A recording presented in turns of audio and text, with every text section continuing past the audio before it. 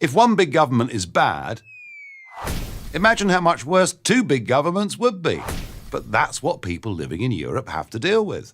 Their own nation's bloated government and the supranational government of Europe, now known as the European Union. Bureaucracy times two. How's that for a horror show? Well, actually, you've no idea. It's worse than you think. Believe me, I know, because for 17 years, I've represented South East England as a member of the European Parliament, the EU's legislative body. I was also leader of the United Kingdom Independence Party, or UKIP, where I led Britain's effort to leave the European Union. To their everlasting credit, that's just what happened on June 23rd, 2016. The United Kingdom left the European Union. The world knows it as Brexit. Brexit is a statement of national sovereignty. Don't misunderstand me. I like nations. I like borders. I like the people that live within those borders, making their own laws. But I don't like it when faceless bureaucrats make laws for nations they don't even live in. But that's what they do in the European Union. Imagine a Belgian telling a Brit how much he can charge his customers, or the reverse.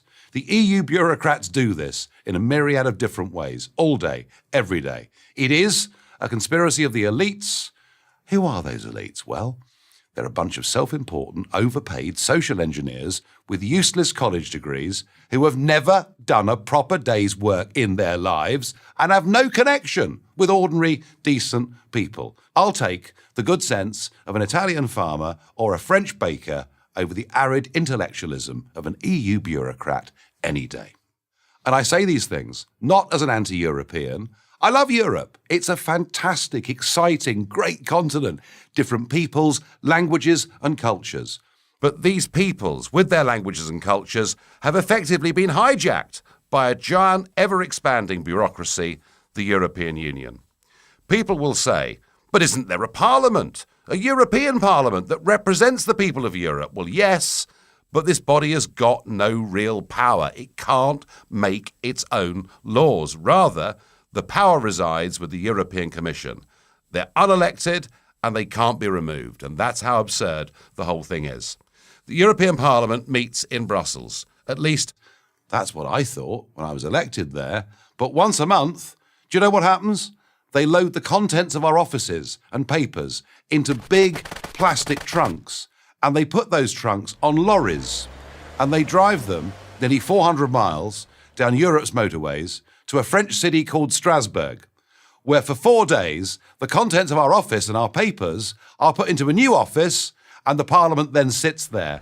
12 times a year, this back and forth happens, and this from an organisation who say they want to reduce their level of carbon footprint. This from an organisation whose accounts have not been given a clean bill of health by the auditors for the last 20 years. This, a parliament, it's more like a travelling circus.